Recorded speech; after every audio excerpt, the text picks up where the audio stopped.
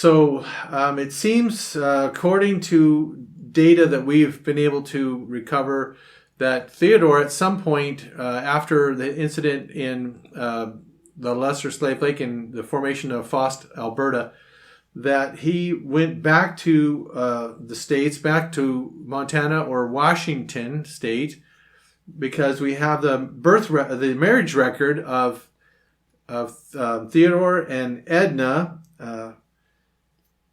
Edna Ham was her maiden name, and that is September 17th, 1919. So that was in Spokane, Washington.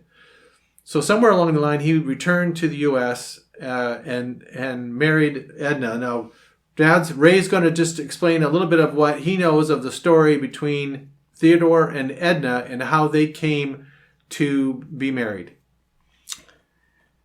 Edna was married to a White Sox baseball player who was gone during the baseball season and then came back to Montana on the off season. They had at least 2 girls and 2 boys, and then they had a baby that came along later, and when the baseball player came home to his wife, whatever the circumstances were, it seemed like there was alcohol involved, and he, in a fit of anger, threw the baby out of the upstairs window and it died. And then his wife, Edna, left him, taking the 4 children.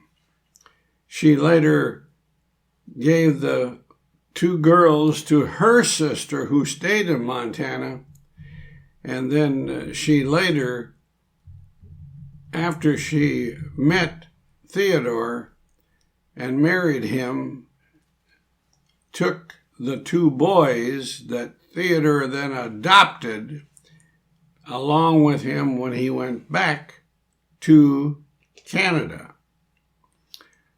But in the time that he was in the States, he rented a train from the Midwest out to Washington State and back.